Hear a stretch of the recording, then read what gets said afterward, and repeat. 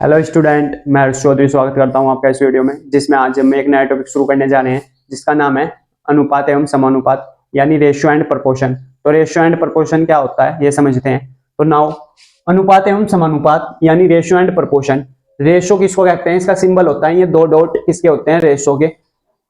दो समान राशियों के मध्य निश्चित संबंध को अनुपात कहते हैं। ये रेशो की डेफिनेशन है, यानी अनुपात अगर पूछा आप तो किसको कहते हैं? दो समान राशियों के मध्य निश्चित संबंध को अनुपात कहते हैं। सेकंड है हमारे पास प्रोपोर्शन यानी समानुपात, जिसका सिंबल होता है चार डॉट, ऐसे बना देंगे। किसका सिंबल है? प्रोपोर्शन का यानी समानुपात का। जब दो समान अनुपातों के मध्य कोई निश्चित संबंध होता है तो उसे समानुपात, ये सिंबल किसका होता है? समानुपात कहते हैं। नाउ इसको लिखते कैसे हैं? ए रेशो बी प्रपोर्शन सी रेशो डी। तो हम इसको फ्रैक्शन में अगर लिखना चाहे तो ए के नीचे बी आ जाएगा, ए अपॉन बी, ये सिंबल हट जाएगा प्रपोर्शन का, इसकी स्थान पर आएगा इज इक्वल टू का साइन, और ये सी अपॉन डी। यानी आप क्या कर देंगे? यहाँ क्रॉस मल्टीप्लाई कर देंगे ए की डी में, और इज इक्वल टू ये प्रपोर्शन का चिन्ह हटेगा तो इज इक्वल टू बी की मल्टीप्लाई कर देंगे सी में। तो a d is equal to b c, यानी बाहरी पदों का गुणनफल इज इक्वल टू होता है मध्य पदों का गुणनफल। बाहरी पद का यहाँ से क्या मतलब है? ए की मल्टीप्लाई डी में होती है, मीन जो मध्य है आपका उसकी मल्टीप्लाई मीन में ही होगी, बी की सी में। ये हो गए बी सी मध्य पद, और ये बाहरी पद ए और डी। तो इसके पीछे एक कंसेप्ट था।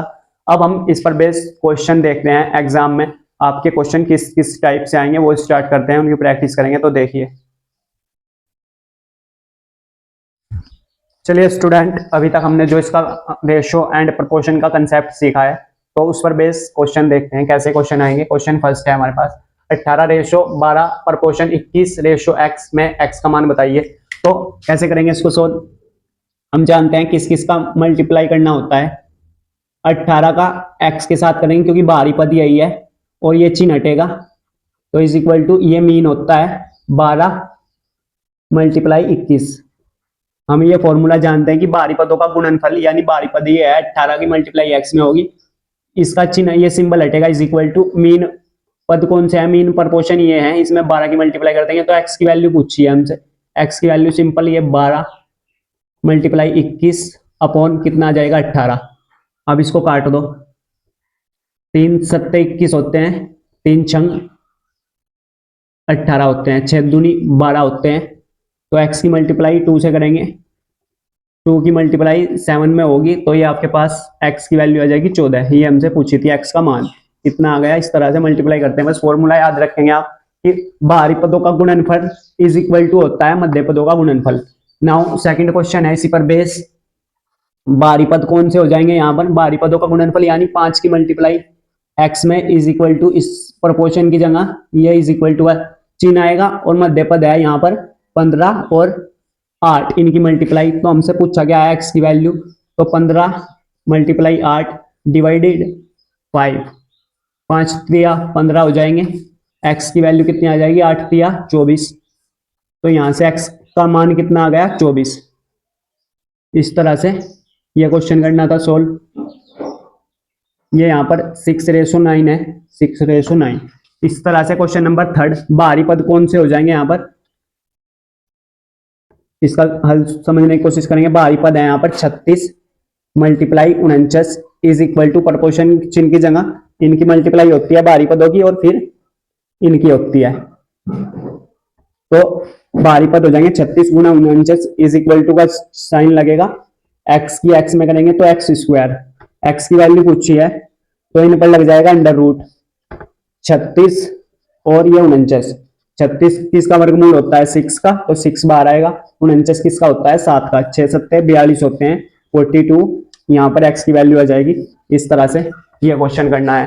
तो क्वेश्चन काफी इजी है, बस आपको ये फॉर्मूला याद रखना है। बाहरी पदों का गुणनफल होता है इज इक्वल टू मध्य पदों का गुणनफल होता है। इसी तरह से x की वैल्यू बतानी है। बाहरी पद ये है, 6 की मल्टीप्लाई कर देंगे x में, मध्य पद ये है, इसकी मल्टीप्लाई कर देंगे इसमें। 6x is equal to 9 multiply 10। X की वैल्यू पूछी है तो 9 मल्टीप्लाई 10 अपॉन 6। इसको काट दो, 3 3 9, 3 दूनी 6, 2 पंजे 10। एक्स की वैल्यू यहां से कितनी आ जाएगी? 3 की मल्टीप्लाई 5 में करेंगे तो एक्स की वैल्यू आ जाएगी 15। इस तरह से क्वेश्चन आते हैं। तो ये काफी इजी क्वेश्चन थे, आप इन 4 क्वेश्चन को देख लेंगे, इसके बाद हम कुछ और क्वेश्चन लेते हैं, उसके बाद हम आगे बढ़ेंगे। चलिए स्टूडेंट, यहाँ से ये 2 क्वेश्चन और देख लेते हैं, इसके बाद फिर नेक्स्ट आगे का टाइप के क्वेश्चन लेंगे। तो ये है, यदि 8:x प्रपोर्शन है 48:36 हो तो x का मान बताइए। और ये है, यदि x:81, यहाँ पर प्रपोर्शन का चिन्ह लगेगा, ये प्रपोर्शन 4:x हो तो x की वैल्यूज बताइए। तो हम वही सेम काम करेंगे, यहाँ से इसका हल स्टार्ट करेंगे। बाहरी पदों का गुणनफल यानी 8 मल्टीप्लाई क्या हो जाएगा 36 इज इक्वल टू 48x ये हो जाएगा। तो हमसे x की वैल्यू पूछी है, 8 मल्टीप्लाई 36, ये 48 आ जाएगा, डिवाइड में 12 से काट दो, 12 तिया 36 होते हैं, 12 चौक 48 होते हैं, 4 से इसको काटेंगे, 4 दूनी 8। तो x की वैल्यू कितनी आ जाएगी, 2 की मल्टीप्लाई 3 में करेंगे, x की वैल्यू आ जाएगी 6। ये हमारा फाइनल आंसर है। इस तरह से आपको ये क्वेश्चन करना था। नाउ ये है हमारे पास बाहरी पदों का गुणनफल लेंगे इसका, यानी x की मल्टीप्लाई x में होगी तो ये x² हो जाएगा, और 81 की मल्टीप्लाई 4 में होगी तो इधर इस पर ये अंडर रूट लग जाएगा, अंडर रूट 81 मल्टीप्लाई 4, ये किसका होता है वर्गमूल 9 का, तो 9 बाहर आएगा, 4 का 2 होता है, x की वैल्यू आपके पास फाइनल आएगी 18। इस तरह से ये क्वेश्चन करने थे। तो यहां तक हमने अभी तक जितना पढ़ा है उस पर बेस हमने 6 क्वेश्चन कर लिए। अब नेक्स्ट कंसेप्ट समझते हैं। चलिए स्टूडेंट, यहां समझते हैं हम अब आपके एग्जाम में किस टाइप के क्वेश्चन आएंगे। तो यहाँ पर मीन रेशो यानी मध्य अनुपात, थर्ड रेशो यानी तृतीय अनुपात, और चतुर्थ अनुपाती यानी फोर्थ रेशो, इनसे रिलेटेड क्वेश्चन पूछे जाएंगे। तो जब भी आपको मीन रेशो फाइंड करने को कहे तो आप क्या करेंगे, इसके लिए क्या करेंगे, आपको ए और बी 2 वैल्यूज दे देगा वो, और कहेगा इनका मीन रेशो बताओ, मध्य अनुपात क्या होगा। तो अगर आपको x की वैल्यू फाइंड करनी है तो उन 2 वैल्यू का आप अंडर रूट ले लेंगे, इससे आपका डायरेक्ट मीन रेशो आएगा। सेकंड, अगर आपसे कहे कि थर्ड रेशो बताओ, थर्ड रेशो में अगर आपको x की वैल्यू फाइंड करने को कहे, इसमें भी आपको 2 वैल्यूज दे देगा और थर्ड पूछ लेगा x की वैल्यू बताओ, तो आप सेकंड वाले का तो स्क्वायर कर देंगे अपॉन फर्स्ट का डिवाइड कर देंगे। तो b² अपॉन a, ये फॉर्मूला किसमें काम आएगा आपका, थर्ड रेशो फाइंड करने में। नाउ अगर आपसे कहे कि फोर्थ बताओ, यानी आपको 3 वैल्यूज दे देगा वो क्वेश्चन में और कहेगा उसका फोर्थ रेशो बताओ, तो उसके लिए क्या करेंगे, अगर आपको 3 वैल्यूज दे दी है और चौथी पूछी है तो आप 2 वैल्यूज का तो मल्टीप्लाई कर देंगे b अपॉन c का और डिवाइड कर देंगे a से। तो ये 3 फॉर्मूले से आपका कंसेप्ट क्लियर होगा कैसे हम इनको क्वेश्चन में अप्लाई करते हैं, किस टाइप के क्वेश्चन आएंगे। तो अगर हमसे मध्य अनुपात यानी मीन प्रोपोर्शन कहेगा तो कैसे फाइंड करेंगे, जैसे लाइक एज क्वेश्चन नंबर 7 है, 16,25 का मध्य अनुपात बताओ, यानी 2 वैल्यूज दे दी आपको a और b और कह रहा है कि मध्य अनुपात मीन रेशो बताओ इनका। तो हम जानते हैं क्या फॉर्मूला है मीन रेशो निकालने का। हम जानते हैं अगर हमें मीन रेशो बताना है यानी x की वैल्यू हमें बतानी है तो हम डायरेक्ट इनका अंडर रूट लेंगे, किस किस का, 16:25, दो जो भी a और b की 2 मान दिए होंगे हमको क्वेश्चन में उस पर अंडर रूट चढ़ा देंगे, और ये फॉर्मूला होता है, मतलब मेन फॉर्मूला ये है मीन रेशो फाइंड करने का, थर्ड रेशो फाइंड करने का, फोर्थ रेशो फाइंड करने का, ये फॉर्मूले हैं 3। तो इसकी वैल्यू 16 किसका होता है 4 का, 25 किसका होता है 5 का, तो जो इसका x की वैल्यू आ जाएगी वो आ जाएगी 20, यानी मीन रेशो उसका मध्य अनुपात कितना आ जाएगा, मीन रेशो 20 आ जाएगा। इसी तरह से अब आपको कहेगा 2 वैल्यूज दी है आपको यहाँ पर 16,40 का तृतीय अनुपात बताओ, यानी हमको a और b गिवन है और कह रहा है कि थर्ड अनुपात बताओ। तो इसको कैसे करेंगे, हमको थर्ड निकालना है, यानी थर्ड अनुपात x है हमारे पास, तो हम क्या करते हैं a और b में b का स्क्वायर, b क्या है यहाँ पर 40 का तो कर देंगे स्क्वायर, डिवाइड करेंगे a से, a क्या है यहाँ से क्योंकि फॉर्मूला ये है b² अपॉन a, तो 40 का स्क्वायर हो जाएगा, 40 का स्क्वायर करेंगे तो 4 का होता है 16, 2 जीरो और ऐड कर देंगे तो 40 का हो जाएगा, और ये 16 है, 16 से इसको काटेंगे तो ये कितना 100 आ जाएगा। तो जो आपका थर्ड रेशो है वो कितना आ गया, वो आपका 100 आ गया। इस तरह से आप थर्ड रेशो निकाल सकते हो किसी भी क्वेश्चन में। बस आपको ध्यान रखना है, अगर मीन रेशो पूछेगा तो 2 वैल्यूज देगा, थर्ड रेशो पूछेगा तो 2 वैल्यूज देगा, लेकिन अगर फोर्थ रेशो पूछेगा तो आपको 3 वैल्यूज मिलेगी क्वेश्चन में और चौथा पूछ लेगा, क्योंकि 3 तो आपको क्वेश्चन में गिवन होगी, उनकी हेल्प लेकर आप चौथा अनुपात निकाल लेंगे, यानी फोर्थ रेशो निकाल लेंगे। इसके लिए क्या करेंगे, आप x की वैल्यू फाइंड करनी है, आपको कोई चौथा अनुपात बताना है, तो आप 2 का तो मल्टीप्लाई करेंगे b और c का, ये a है, ये b है, ये c है, b और c का मल्टीप्लाई 15 18 और 15 का मल्टीप्लाई डिवाइड a से, तो कितना आ जाएगा, 5 तिया 15 होते हैं, 18 तिया 54 होते हैं। तो इस तरह से आप मीन रेशो यानी मध्य अनुपात, थर्ड रेशो तृतीय अनुपात, फोर्थ रेशो चतुर्थी अनुपात फाइंड कर सकते हैं। और एग्जाम में यहां से रिलेटेड क्वेश्चन पूछे जाते हैं, 1 मार्क्स में आपसे एमसीक्यू में पूछ लेगा, या तो मीन रेशो फाइंड करने को कहेगा या थर्ड रेशो या फोर्थ रेशो। तो बस आप फॉर्मूला याद रखेंगे, अगर मीन रेशो कहेगा तो उसके लिए आप उन 2 वैल्यूज पर अंडर रूट चढ़ा देंगे, उससे आपका मीन रेशो आएगा निकल कर। अगर थर्ड रेशो निकालना हो, इसका स्क्वायर कर देंगे b² a, यानी ए बी आपको 2 वैल्यूज दी होगी, उसमें से b का स्क्वायर करना है, डिवाइड करना है a से। फोर्थ रेशो फाइंड करने के लिए b और c का मल्टीप्लाई डिवाइड करना है a से, तो आपका फोर्थ रेशो आ जाएगा। तो आई हो यहां तक आपको क्लियर हो गया होगा। इसके बाद नेक्स्ट देखते हैं। चलिए दोस्तों, अगर आपके पास इस टाइप के, ये नया टाइप है, यहां से इस टाइप के मल्टीपल क्वेश्चन है आपके एग्जाम में आ जाए, तो इनको सोल्व करने का क्या मेथड है वो समझते हैं। क्वेश्चन नंबर 10 है, ये कह रहा है यदि a ratio b is equal to है 2:3, b रेशो है इज इक्वल टू 2:5, तो a b c का रेशो क्या होगा, यानी हमको a ratio b ratio c ये फाइंड करना है, a ratio b ratio c। तो हमारे पास क्या क्या गिवन है, a और b का रेशो है 2:3, ये क्वेश्चन में दिया हुआ है, और b रेशो c की का रेशो है 2:5, b रेशो c।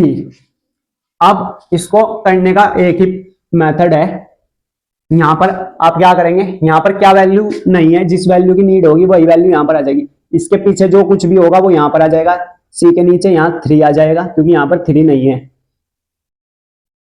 जो इसके पीछे होगा वो इसके पीछे, और जो इसके आगे होगा यानी यहाँ पर इसकी कमी है, यहाँ पर क्या नहीं है, 2 नहीं है, तो इसके आगे 2 आ जाएगा यहाँ पर, क्योंकि यहाँ पर 2 है, यहाँ पर 3 था इसलिए 3 आ गया, यहाँ पर 2 था यहाँ पर 2 आ गया। बस अब इनकी मल्टीप्लाई कर दो आप आपस में, आपका आंसर आ जाएगा। तो 2 की 2 में करेंगे तो 4 रेशो, 3 की 2 में करेंगे 6, और 3 की 3 में करेंगे 9। ये हमारे पास a ratio b ratio c आ जाएगा, यही हमारा फाइनल आंसर है। इस तरह से क्वेश्चन करते हैं, जिस वैल्यू की नीड होती है वही उसी वैल्यू से मल्टीप्लाई हो जाती है, बस आपको ध्यान रखना है उसके पीछे क्या है। अगर यहाँ पर 3 होता तो 3 से मल्टीप्लाई, जैसे यहाँ पर 3 था तो 3 से मल्टीप्लाई, यहाँ पर 2 था, यहाँ पर 2 की कमी थी तो 2 से मल्टीप्लाई कर दिया। इसी तरह से क्वेश्चन नंबर 11 देखते हैं, a रेशो b है आपके पास इज इक्वल टू 3:2 तथा b रेशो c है आपके पास 5:4, तो a b c का रेशो पूछा है आपसे, क्या होगा। तो वही सेम कैसे सोल्व करेंगे इस टाइप के क्वेश्चन को, हल a ratio b ratio c हमको फाइंड करना है। गिवन क्या है हमारे पास, a रेशो b की वैल्यू है हमारे पास 3:2, और b रेशो c की वैल्यू है 5:4। यहां पर किस अनुपात की कमी है, 2 की, तो 2 से मल्टीप्लाई, क्योंकि यहाँ पर 2 है, यहाँ पर किसकी कमी है, इसकी स्थान पर 5 की, क्योंकि यहाँ पर 5 की नीड है, 5 नहीं है, यहाँ पर 5 है। तो अब आप इनके आपस में मल्टीप्लाई कर लेंगे, आपका फाइनल आंसर आ जाएगा। 5 की 3 में करेंगे 15 रेशो 5 दूनी 10 होता है, रेशो 4 दूनी 8। ये हमारे पास a ratio b ratio c आ जाएगा, ये हमारा फाइनल आंसर होगा। इसी तरह से सिमिलरली क्वेश्चन नंबर 12 है हमारे पास, यदि a ratio b is equal to 2:1, b ratio c is equal to 3:1, c ratio d 4:1, तो ए बी सी डी हमसे पूछा है, हमें बताना है A/B/C/D, ये हमको फाइंड करना है। गिवन क्या है हमको, ए और बी की वैल्यूज यानी 2:1 है हमारे पास, B/C 3:1 है, C/D यानी 4:1 है। इस तरह से हमारे पास A/B है, B/C है, C/D है, हमको A, B, C और D का रेशो बताना है। तो कैसे करेंगे, यहां पर किस अनुपात की कमी है, यहां पर 1 है तो यहां पर भी 1 आ जाएगा, सिमिलरली यहां पर भी 1 आ जाएगा।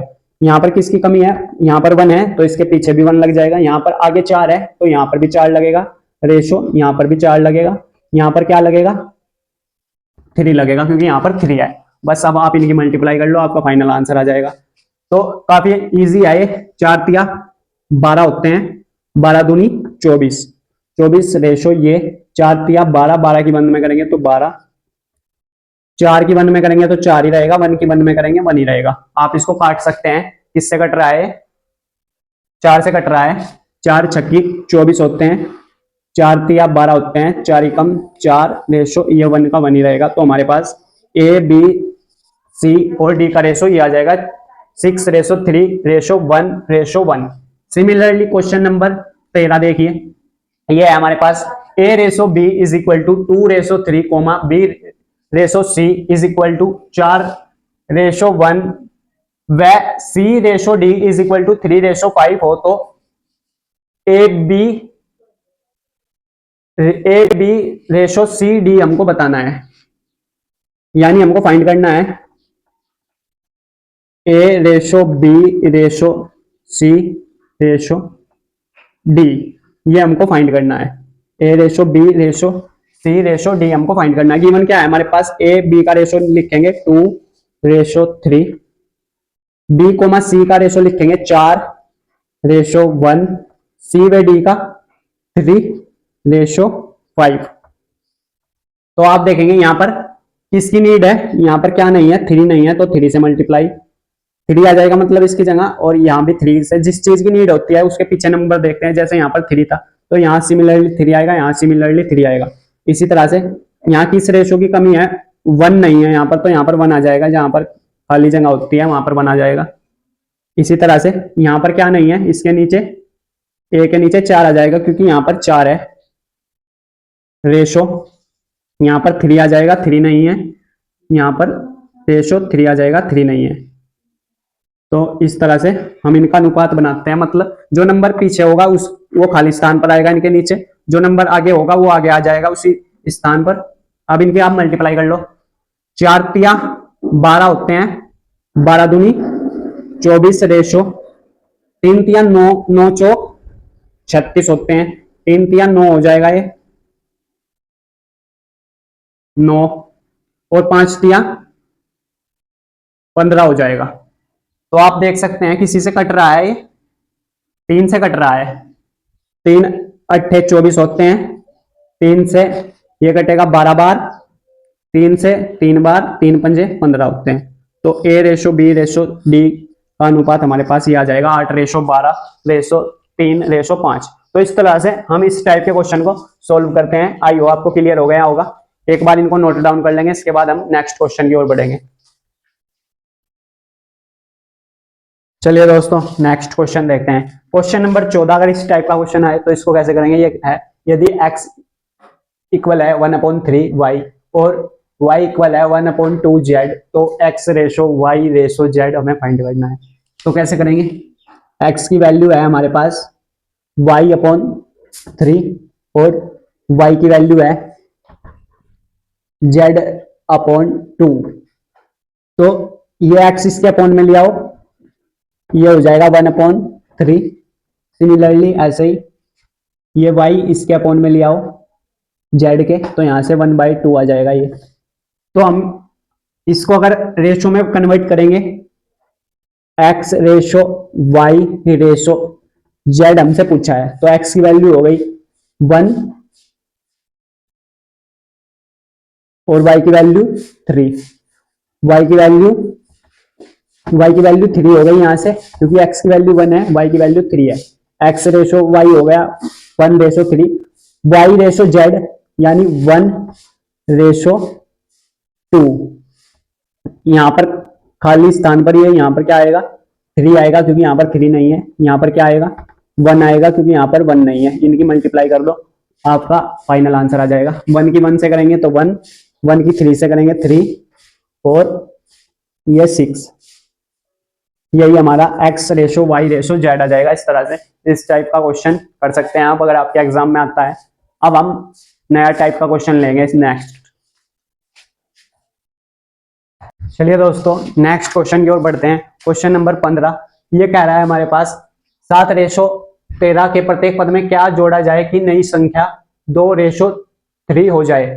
तो इसको कैसे सोल्व करेंगे, नई टाइप का क्वेश्चन आ गया। अकॉर्डिंग टू क्वेश्चन, जो क्वेश्चन में इंफॉर्मेशन है 7:3, 7 को मैं ऐसा फ्रैक्शन में लिख सकता हूँ 7 के नीचे 13, क्योंकि अनुपात को हम ऐसे कन्वर्ट कर सकते हैं। अगर a/b होता है तो हम उसको 1/b लिख सकते हैं, a/b। तो उसी तरह से 7:3 को क्या लिख दिया 13।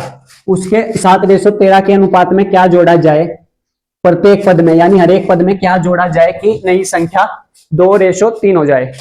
तो हमें नहीं पता क्या जोड़े, हमने मान लिया x अज्यूम कर लिया। x जोड़ने पर हमको क्या मिलेगा, प्रत्येक पद में हम x जोड़ रहे हैं उसके हर एक पद में, तो हमारे पास जो रेशो आएगा वो 2:3 आ जाएगा। ये हमने अज्यूम कर लिया अकॉर्डिंग टू क्वेश्चन। ये इन्फॉर्मेशन हमको क्वेश्चन में गिवन थी। x हमने जोड़ लिया, वह संख्या x है, वह पद x है, जिससे जोड़ने पर ये नई संख्या बन जाएगी 2/3। तो अब इसकी क्रॉस मल्टीप्लाई कर दो सिंपल, इसकी इधर इसकी इधर, इसकी करेंगे 7 या 21 प्लस 3x 13 दूनी 26 प्लस 2x, 3x माइनस के 2x, और ये 26 माइनस के 21। तो यहां से x की वैल्यू जो आ जाएगी वो कितनी आ जाएगी 5। वह संख्या क्या है, वह संख्या 5 है, जिसे जोड़ने पर यह नई संख्या बन जाएगी 5। आप चेक भी कर सकते हैं, यदि मैं 7 में 5 ऐड करूंगा और 13 में 5 ऐड करूंगा तो क्या बनेगा, ये 7 और 5 कितने हो जाएंगे 12, 12 और 13 में 5 ऐड करूंगा 18, 18 ये हो जाएगा। तो अगर इसे 6 से काटूं, 6 दूनी 12 होते हैं, 6 तिया 18 होते हैं। तो ये हम प्रूव भी कर सकते हैं वह संख्या क्या है 5 है। तो आप ऐसे x अज्यूम करके वह संख्या फाइंड कर सकते हैं। प्रत्येक पद में क्या जोड़े, अगर प्रत्येक पद में हम x जोड़ेंगे तो यह संख्या 2:3 के अनुपात में बन जाएगी। ये इसका फाइनल आंसर है। सिमिलरली ये क्वेश्चन है, क्वेश्चन नंबर 16। अगर रेशो ये है यानी अनुपात 49:68 के प्रत्येक पद में क्या जोड़ना चाहिए ताकि वह 3:4 बन जाए। तो सेम इसको हम लिखेंगे 49/68। क्या जोड़े, x जोड़े, x जोड़ने पर हमको नहीं पता, अज्यूम कर लेंगे अपनी तरफ से x। हल solution according to question, according to question, ये प्रश्न अनुसार है, यानी ये इन्फॉर्मेशन हमको गिवन है क्या बन जाए ताकि वह संख्या 3/4 रेशो में बट जाए। तो उसमें प्रत्येक पद में उसके क्या जोड़े, x जोड़ने पर ऐसा हो रहा है, ये हमने अज्यूम कर लिया। x, इसकी मल्टीप्लाई इधर, इसकी मल्टीप्लाई इधर, 49 की मल्टीप्लाई करेंगे 4 से प्लस ये 4x हो जाएगा, इज इक्वल टू 68 की मल्टीप्लाई करेंगे 3 से प्लस ये 3x हो जाएगा। अब आप देख सकते हैं 49 की जब 4 में करेंगे तो कितना बनेगा, ये 4 में 36 होते हैं, 3 हासिल, 4 चौक 16 और 3 19 हो गया। ये 196 बन रहा है, ये 196 प्लस 4x। 68 की मल्टीप्लाई किस में करनी है, 3 में करनी है। तो 3 अट्ठे 24 होते हैं, 2 हासिल, 3 छंग 18, 2 20, 204 ये बना प्लस 3x। तो एक काम करो, 4x माइनस के 3x उस साइड, 204 माइनस के 196, तो x की वैल्यू यहां से कितनी आ जाएगी 8।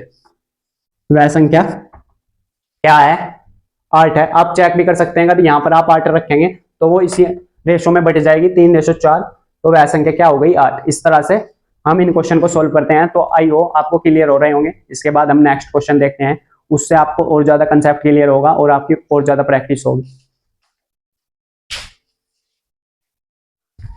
चलिए दोस्तों नेक्स्ट क्वेश्चन की ओर बढ़ते हैं। क्वेश्चन नंबर 17 ये कह रहा है हमको दो संख्या वो में 2:3 का अनुपात है, यदि प्रत्येक संख्या में 3 जोड़ा जाए तो उनका अनुपात 3:4 हो जाता है, तो वह संख्या बताइए।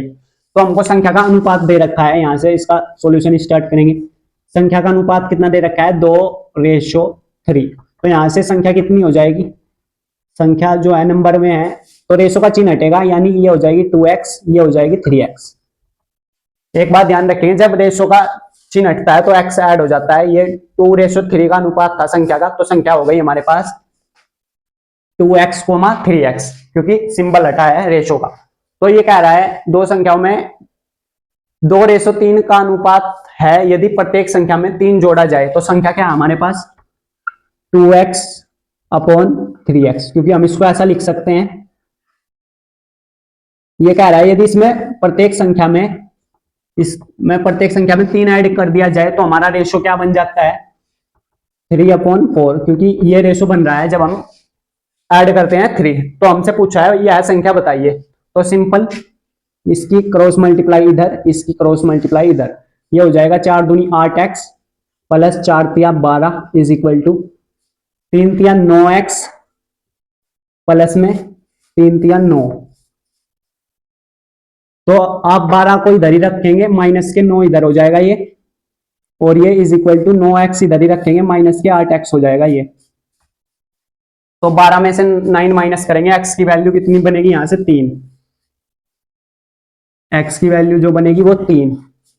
तो हमारे पास संख्याएं क्या आ जाएगी, वे संख्याएं हमारे मानी हुई है 2:3 के अनुपात में थी, यानी में 2x 3x थी संख्याएं 2x, 3x। x की वैल्यू है हमारे पास 3, तो 2 गुणा 3, 3 गुणा 3, संख्या क्या आ गई हमारे पास 6,9। ये वो संख्याएं आ गई हमारे पास जो हमें क्वेश्चन में फाइंड करनी थी। इस तरह से हम संख्याएं फाइंड कर सकते हैं।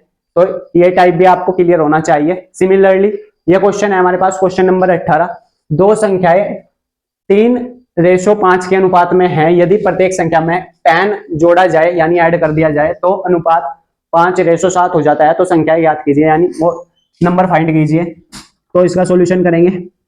रेशो क्या है 3:5, यहां से संख्या क्या आ जाएगी, संख्या आएगी, रेशो का चिन्ह हटाएंगे, इसको लिख सकते हैं 3x, 5x। ये संख्या है। ये कह रहा है यदि प्रत्येक संख्या में 10 ऐड कर दिया जाए तो हम इसको लिख सकते हैं 3x/5x। प्रत्येक में 10 ऐड कर दो तो 10 इसमें ऐड कर देंगे, 10 इसमें ऐड कर देंगे, रेशो क्या बन रहा है 5:7 हो जाता है। तो हमको ये संख्याएं बतानी है क्या क्या होगी। तो इसकी मल्टीप्लाई इधर, क्रॉस मल्टीप्लाई, इसकी मल्टीप्लाई इधर। जब आप ऐसा करेंगे 7 या 21 x ये हो जाएगा प्लस के 70 ये हो जाएगा इज इक्वल टू 25x ये हो रहा है प्लस के 50 ये हो रहा है। आप क्या काम करेंगे 70 को उधर ही रखो, माइनस के 50 ये इधर हो जाएगा, 25 को इधर ही रखो, 25x माइनस के 21x ये हो जाएगा। तो यहां से 70 में से 50 गए तो 20 इज इक्वल टू ये 4x, 25 में से 21x घटा देंगे तो x की वैल्यू क्या बनी यहां से फाइनली, x की वैल्यू आ गई 4×5 = 20, x की वैल्यू 5। तो हमको संख्याएं बतानी है हमें, यानी संख्याएं क्या होगी में, हमने क्या मानी थी में 3x 5x, क्योंकि इनका अनुपात था 3:5। तो ये संख्याएं थी।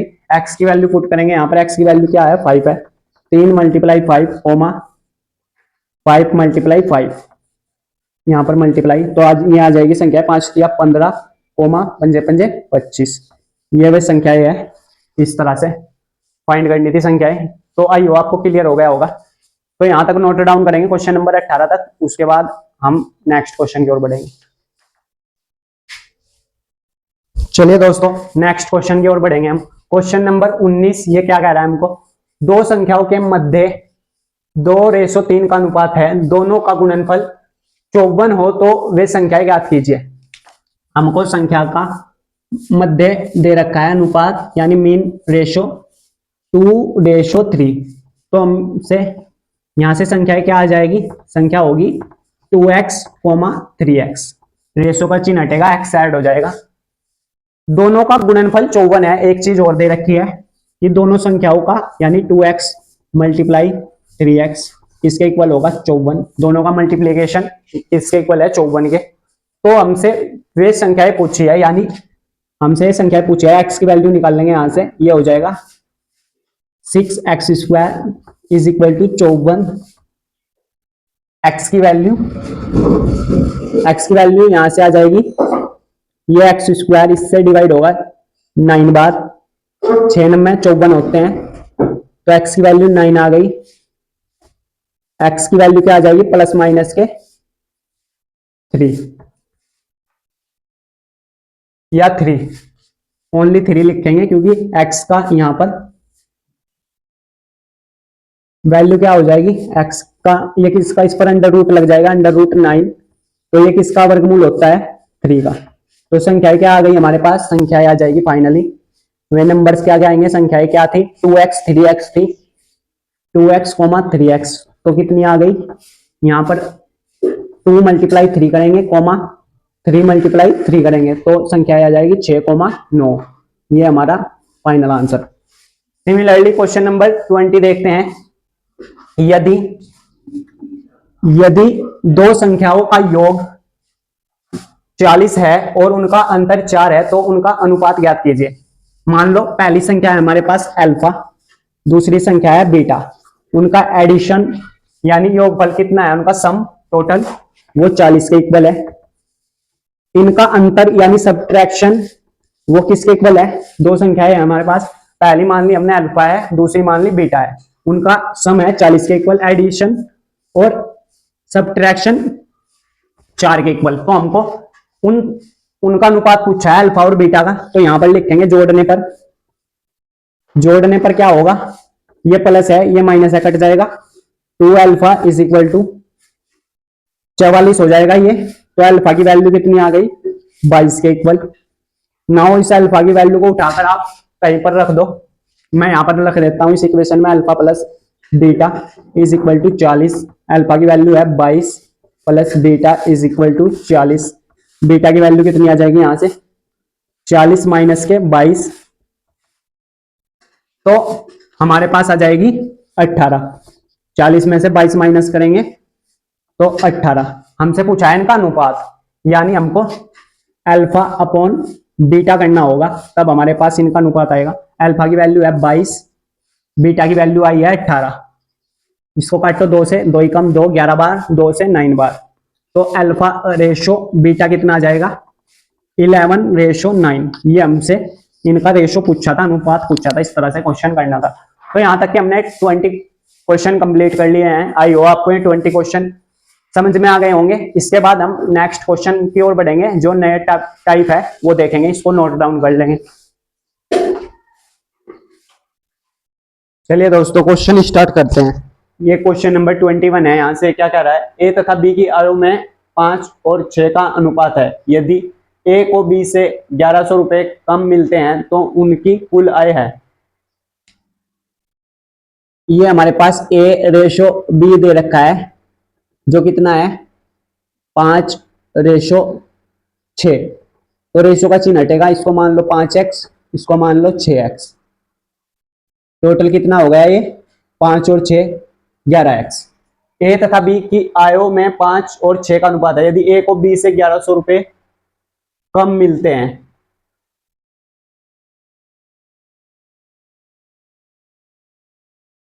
तो हम 11x की वैल्यू यहां से क्या हो जाएगी, इसको 1100 के इक्वल कर दो। टोटल 11x है और एक्चुअली हमारे पास वैल्यू कितनी है 1100, तो यहां से x की वैल्यू आ जाएगी हमारे पास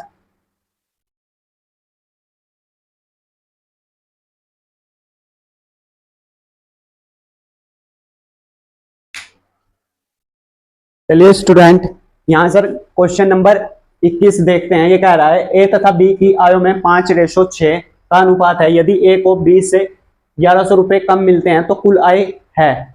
टोटल इनकम हमको पूछी है, तो ये ए रेशो बी गिवन है हमको क्वेश्चन में, 5:6, रेशो का चिन्ह हटेगा, ये 5x ये 6x। एक्चुअली x की वैल्यू हमको गिवन है क्वेश्चन में, वो कितनी है, 1100 रुपए है।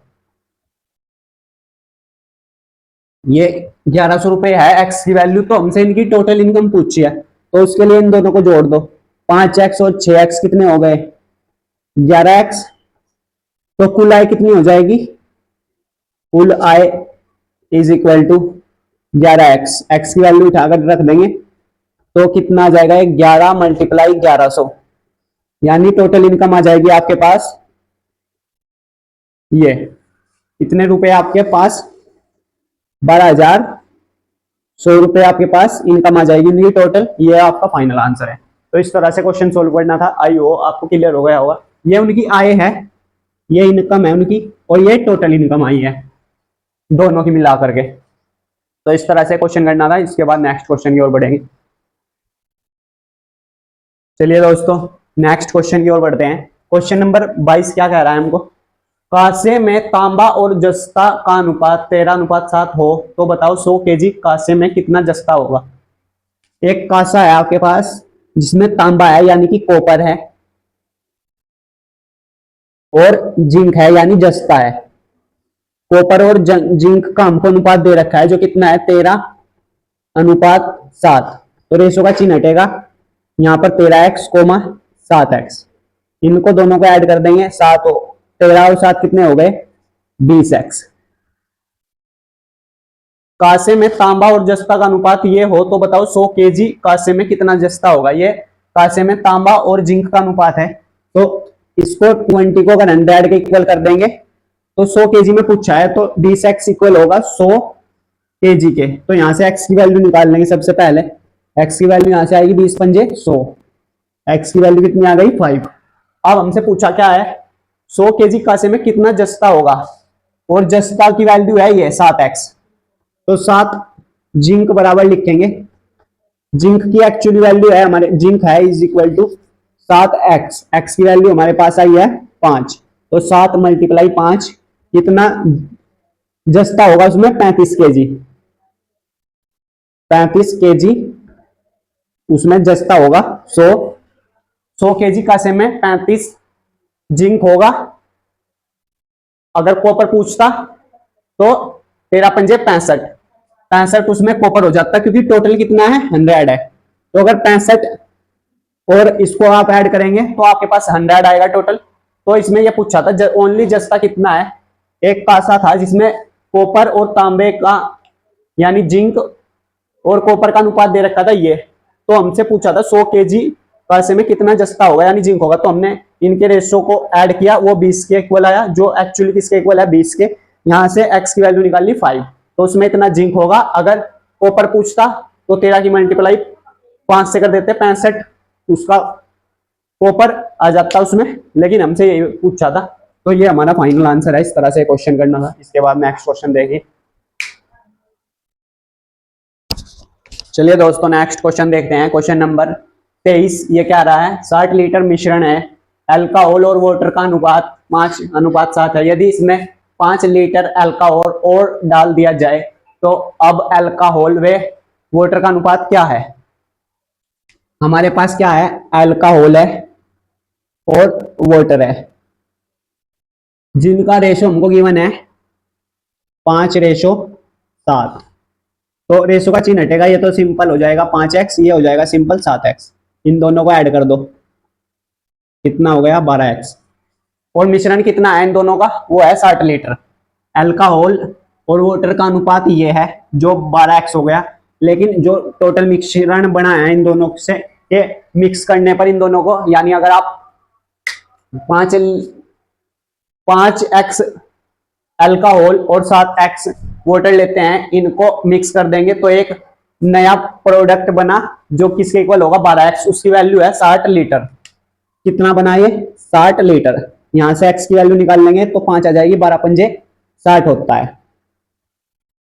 यदि इसमें 5 लीटर अल्कोहल और डाल दिया जाए तो अब अल्कोहल और वाटर का अनुपात क्या होगा। तो सबसे पहले तो अल्कोहल निकाल लेंगे हम, एल्काहल वो है हमारे पास 5x। तो ये हो जाएगा 5 की जगह 5 लिखेंगे तो 25 लीटर हमारे पास एल्काहल आ गया, 25 लीटर।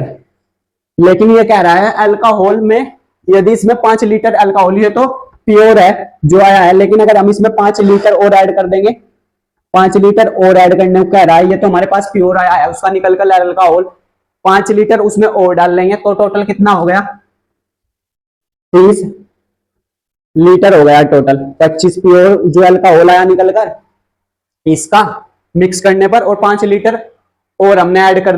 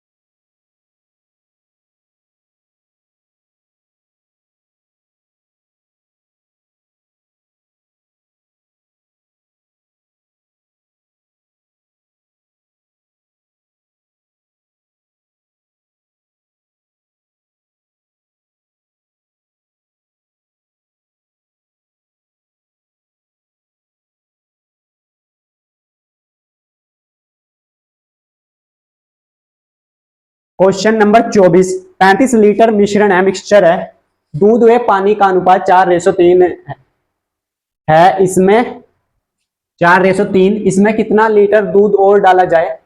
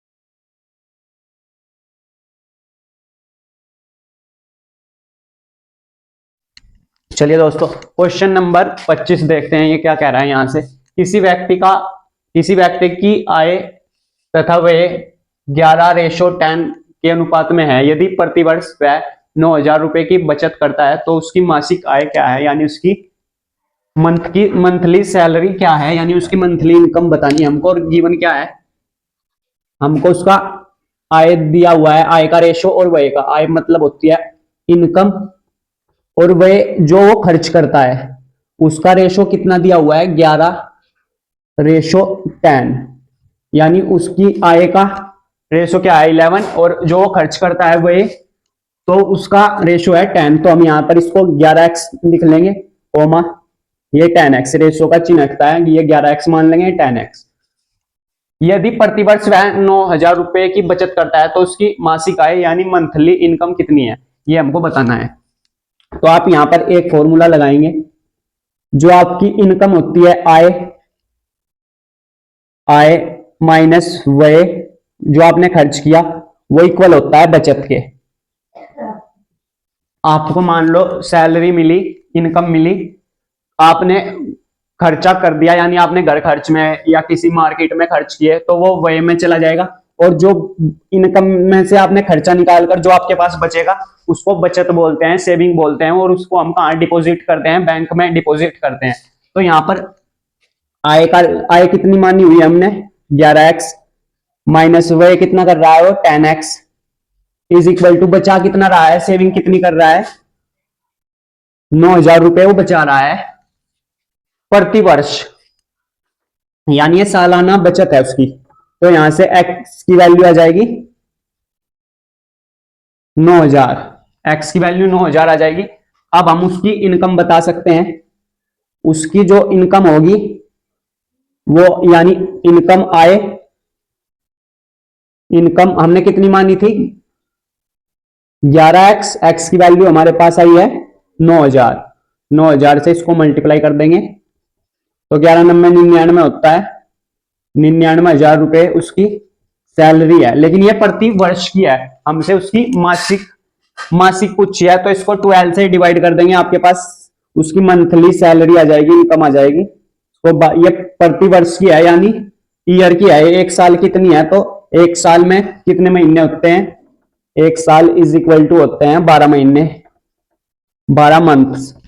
1 ईयर में 12 मंथ्स होते हैं, इसको 12 से डिवाइड करेंगे तो आपके पास 8,250 रुपए उसकी मंथली सैलरी आ जाएगी, इतने वो कमाता है। तो इस तरह से क्वेश्चन करना था सोल्व। इसके बाद हम नेक्स्ट क्वेश्चन देखते हैं। चलिए नेक्स्ट क्वेश्चन की ओर मूव करते हैं। ये कह रहा है क्वेश्चन नंबर 26, राम और श्याम की आय का अनुपात 3:4 है तथा उनके व्यय का अनुपात 2:3 है। यदि इनमें से प्रत्येक 1,500 रुपए की बचत करता है तो राम की आय क्या है, यानी राम की इनकम हमको फाइंड करनी है। तो कैसे करेंगे,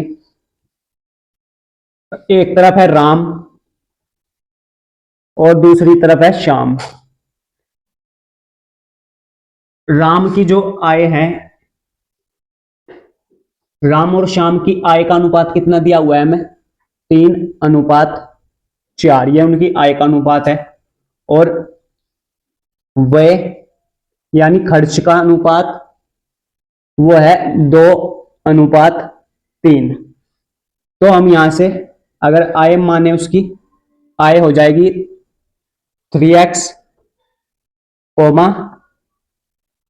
4x, रेशो का चिन्ह हटेगा, ये 3x है, ये 4x है ना। इसी प्रकार व्यय हो जाएगा 2y,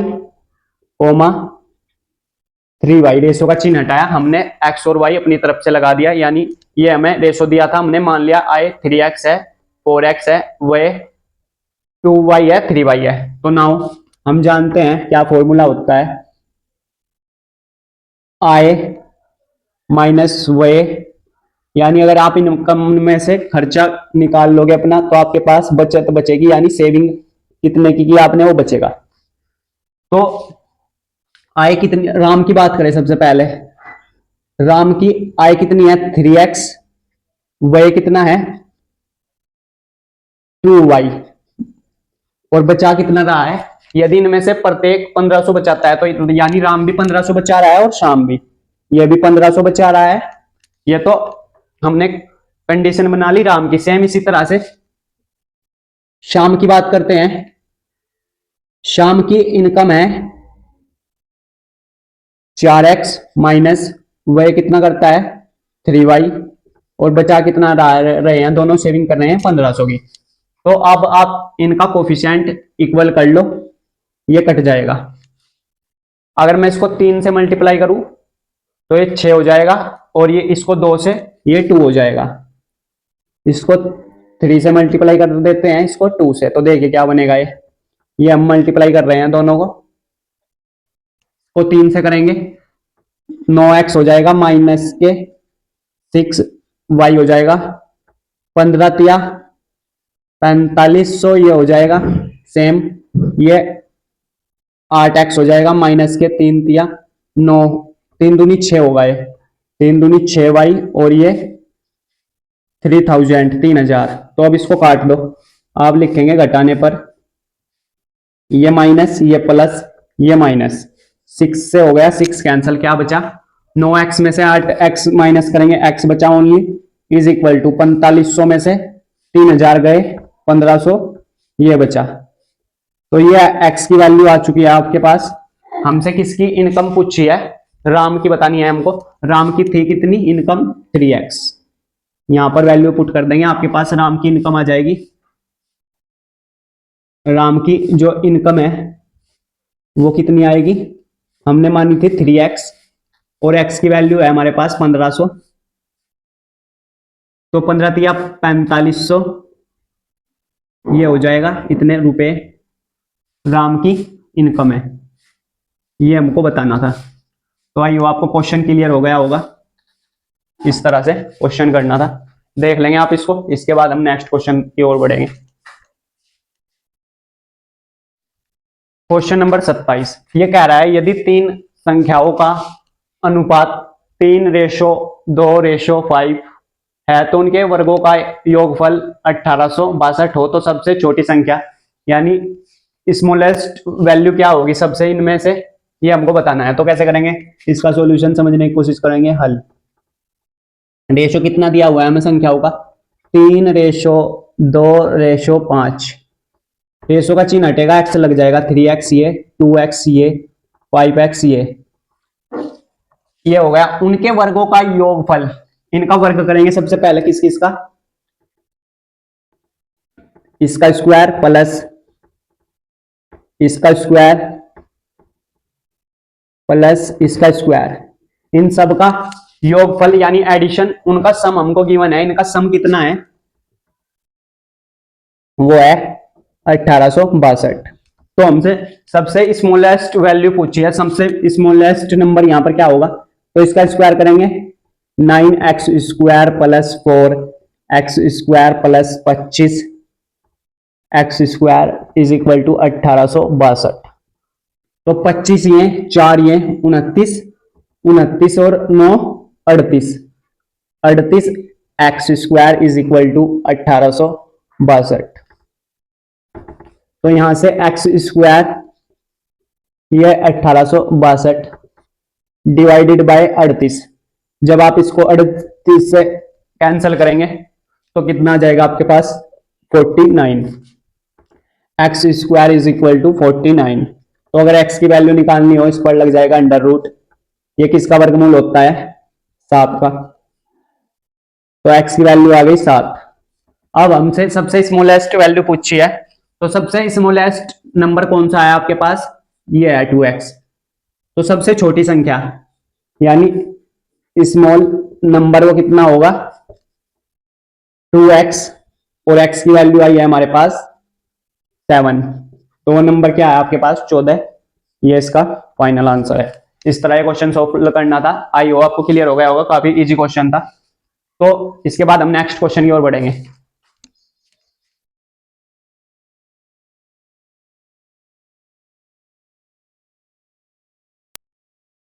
अनुपात 4:3:8 है और उनमें से सबसे छोटी संख्या 42 है, 42 है, तो सबसे बड़ी संख्या ज्ञात कीजिए, यानी बिगेस्ट नंबर बताना है हमें सबसे। इनका रेशो दिया हुआ है, मैं तीनों संख्याओं का, तीनों नंबर्स का, वो है 4:3:8।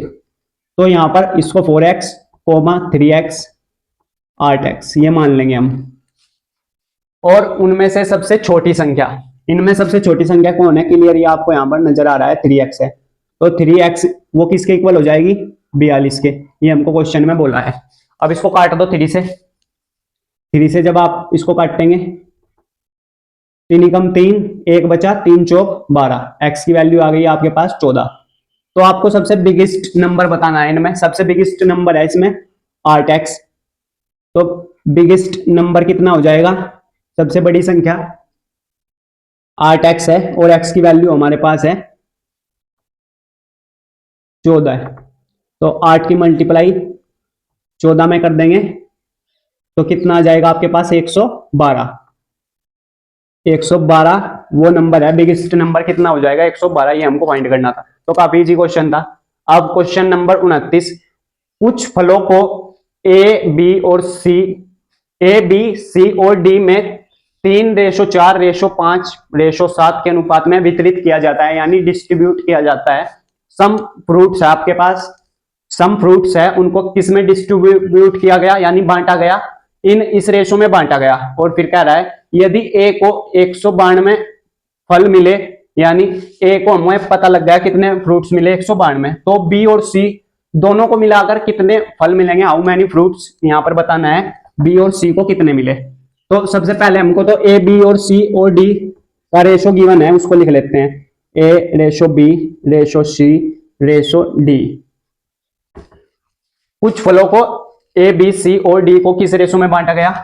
3:4:5:7।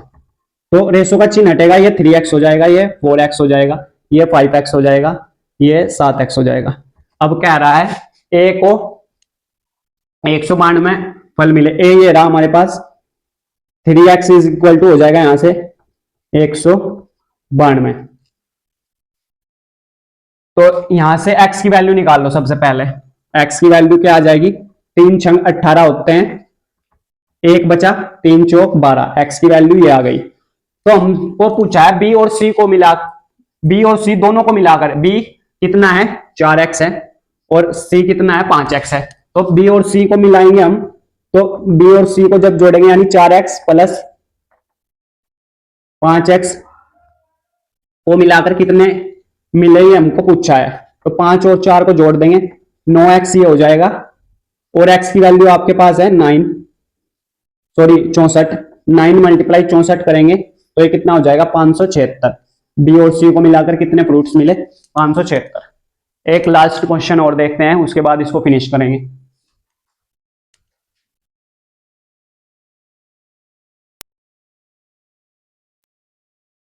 इस क्या कह रहा है? क्या संख्या है 30, 40, 45 और 60 समान अनुपात में है। समान अनुपात का मीनिंग क्या होता है? मान लो ये रेशियो है आपके पास, ए रेशियो बी, प्रपोर्शन, ये प्रपोर्शन सी रेशियो डी। हमने सीखा था इस प्रपोर्शन का मतलब समान अनुपात का क्या होता है? इक्वल। यानी अगर ए रेशियो, इसको हम ऐसा लिख सकते हैं, ए रेशियो बी को 1/b, प्रपोर्शन का चिन्ह हटेगा, सिंबल हटेगा, तो इक्वल का साइन आएगा, ये तो बात क्लियर है। और सी को हम लिख सकते हैं C/D। अगर ये इक्वल है तो हम ये कह सकते हैं संख्या इक्वल है। तो ये हमसे ये पूछा है क्या संख्या है 30, 40, 45 और 60 समान अनुपात में है। तो समान अनुपात के लिए ये कंडीशन आपको सेटिस्फाई करनी चाहिए, तभी आप कहेंगे कि चेक कर लेते हैं क्या क्या संख्या है हमारे पास। ए संख्या है हमारे पास 30, बी संख्या है हमारे पास 40, सी संख्या है हमारे पास 45 और डी संख्या है हमारे पास 60। अगर ये इक्वल है तो हम कहेंगे हाँ ये समान अनुपात में है, प्रपोर्शन कंडीशन में है, अदरवाइज नहीं है। तो आप देखेंगे यहाँ 0 से 0 कैंसिल हो रहा है, ये 3/4 हो रहा है, और इसको काटेंगे ये कैंसिल हो रहा है। हम जानते हैं 15 तिया कितने होते हैं? 45 और 15 चौका 60। तो आप देख सकते हैं ये किसके 3/4 इक्वल है 3/4 के। तो हम लिखेंगे यहाँ पर कंक्लूजन हाँ संख्याएं समान समानुपात में है, क्योंकि ये कंडीशन अगर सेटिस्फाई करेगी तभी हम ये रीजन लिख सकते हैं। अदरवाइज अगर ये इक्वल नहीं होती फिर हम इसका आंसर नहीं में लिखते। तो ये हमने रेशियो एंड प्रोपोर्शन के 30 क्वेश्चन कंप्लीट कर लिए हैं इस लेक्चर में। अब हम इसके सेकंड लेक्चर में डिस्कस करेंगे बाकी के बचे हुए क्वेश्चन। एक बात हमेशा ध्यान रखना, अगर आपने परसेंटेज यानी प्रतिशत चैप्टर सही तरीके से पढ़ लिया और रेशो और प्रोपोर्शन वाला चैप्टर, रेशो या अनुपात एवं समानुपात, अनुपात एवं समानुपात, ये अर्थमेटिक का सबसे मेन पार्ट है। अगर आपने ये ढंग से कर लिया, इनका यूज हर जगह आएगा। आप इसके बाद प्रॉफिट एंड लॉस में भी आएगा, डिस्काउंट में भी आएगा, एज में भी आएगा, बोट एंड स्ट्रीम में भी आएगा, टाइम एंड वर्क में भी आएगा। तो अगर आपने ये दो चैप्टर की प्रैक्टिस अच्छी कर ली तो आपको आगे के जितने भी टॉपिक्स होंगे उनमें कहीं कोई दिक्कत नहीं आएगी। बस आप जितना हो सके इनको अच्छे से प्रैक्टिस कर लेना। 30 क्वेश्चन हमने कंप्लीट कर लिए हैं, आगे की प्रैक्टिस हम लास्ट लेक्चर में करेंगे, इसके बाद नेक्स्ट लेक्चर में करेंगे। तो thank you for watching my video. अगर आपको कहीं पर कोई डाउट हो तो वीडियो के कमेंट करके बताएं और हम नेक्स्ट लेक्चर में मिलते हैं। तब तक के लिए बाय बाय।